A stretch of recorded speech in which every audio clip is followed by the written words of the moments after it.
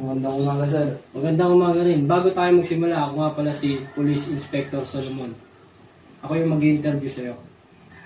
Kailan mo napansin na nawawala yung relo? Mga alas 9 ng gabi po nung pinakuha ito ni sir. Pero pagdating ko, wala na po ito. May nakita ka bang lumapit sa kwarto ni Mr. Ramos bago ito mawala? Opo, nakita ko po si Marco na lumabas ng kwarto ni Mr. Ramos. May napansin ka bang kakaiba pagkatapos nun?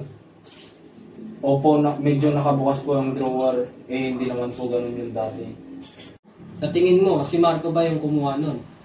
Hindi ko po sigurado, pero nung mga gabi yun po, kinakabahan po siya. May iba pa bang access sa kwarto ni Mr. Ramos? Wala po. Ako at si Mr. Ramos lang ang may access doon.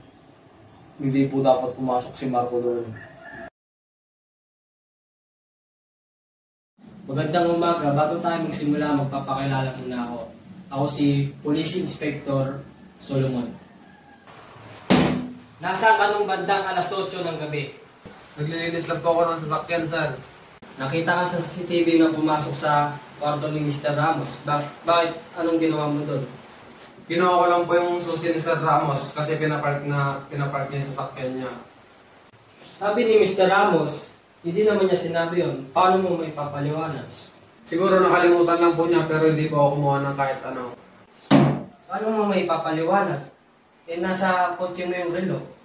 Hindi ko po alam, baka po may naglagay doon para pagbintangan ako. May problema ka ba sa pera itong mga nakarang araw?